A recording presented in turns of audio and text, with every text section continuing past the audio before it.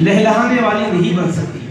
اس وجہ سے ضروری ہے کہ اس کے اندر فاسد چیزیں جو ہے اس کو نکال دیا جائے۔ جب تک فساد کو دور نہیں کیا جائے گا درستگی قائم نہیں ہو پائے گی۔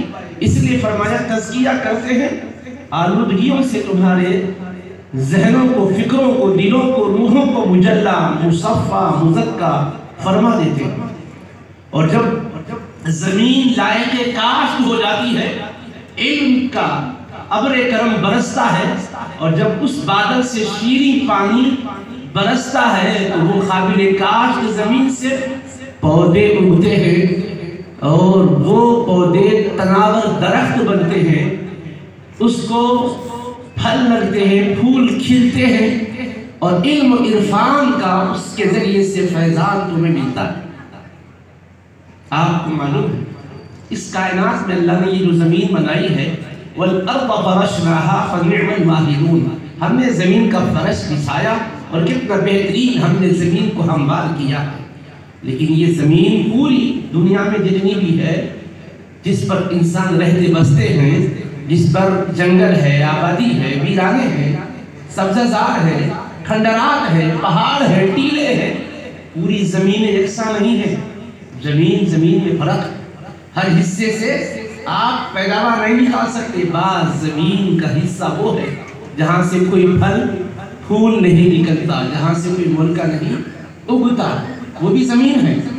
ظاہراً زمینیں سب یکساں دکھتی ہیں، مگر بعض زمینیں قابل کاشت نہیں ہیں، اور بعض قابل کاشت ہے کہ اس میں پودے اگتے ہیں، مگر اس میں بھی سب یکساں نہیں ہیں۔ کسی میں گیہوں کی پیداوار ہوتی ہے، کسی میں چاول کی پیداوار ہوتی ہے، کسی میں جوار کی پیداوار ہوتی ہے، کسی میں زعفران کی پیداوار ہوتی ہے۔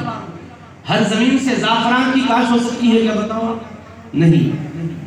جس زمین میں چاہو زعفران کو آپ حاصل کرنا چاہو، بونے کے بعد اس کو اگانا چاہو، نہیں اگا سکتے۔ بعض زمینوں میں وہ صلاحیت ہوتی ہے کہ زعفران کی کاشت ہوتی ہے، بعض زمینیں دیگر چیزوں کی کاشت کے لائق ہوتی ہے۔ تو کیا سمجھانا چاہ رہا ہوں میں؟ زمین سب یکساں ہے، دیکھنے کے لحاظ سے، دکھائی دینے کے لحاظ سے، اللہ کی تخلیق کے لحاظ سے سب زمینیں برابر دکھ رہی ہے، مگر اللہ رب العزت ہمیں ظاہراً سمجھا رہا ہے ساری زمینیں یکساں نہیں ہیں۔ یہی وجہ ہے کہ آپ رہائش کے مکانات کے لیے جو زمینیں خریدتے ہو، سب کا ویلیو یکساں نہیں ہے۔ اگر ایئرپورٹ سے قریب ہے تو اس کا ویلیو الگ ہے، آبادی سے دور ہے تو اس کی قیمت کم ہے، اور اگر دیہات اور قصبوں میں جاؤ اور قیمت کم ہے۔ تو معلوم کیا ہوا؟ زمینیں یکساں نہیں ہیں، زمینوں میں تفاوت ہے قدر و قیمت کے لحاظ سے، مالیت کے لحاظ سے، دکھائی دینے کے لحاظ سے یکسانیت، مگر اس سے حاصل ہونے والے فوائد کے لحاظ سے، اس کے اندر کی صلاحیت کے لحاظ سے فرق ہے۔ تو ظاہری زمین میں جیسا فرق ہے، یہ دل کی زمین میں بھی ویسا ہی فرق ہے۔ دل تو سب کو اللہ نے دیے ہیں، مگر ہر زمین سے معرفت کا پودا نہیں اگتا ہے، ہر زمین سے ولایت کے چشمے نہیں ابلتے ہیں۔ زمینیں تو ہیں سب کی۔ اللہ فرما رہا ہے اے میرے حبیب، میں نے آپ کو بھیجا ہے، میرے کلام کو پڑھ کے سنائیے اور دل کے ان زمینوں پر نگاہ ڈالیے۔ فانظر الی آثار رحمت اللہ کیف یحیی الارض بعد موتہا۔ میرے حبیب ذرا لوگوں سے کہیے، دیکھیں اللہ کی رحمت کے آثار کو، کیسے وہ مردہ زمین کو مر چکنے کے بعد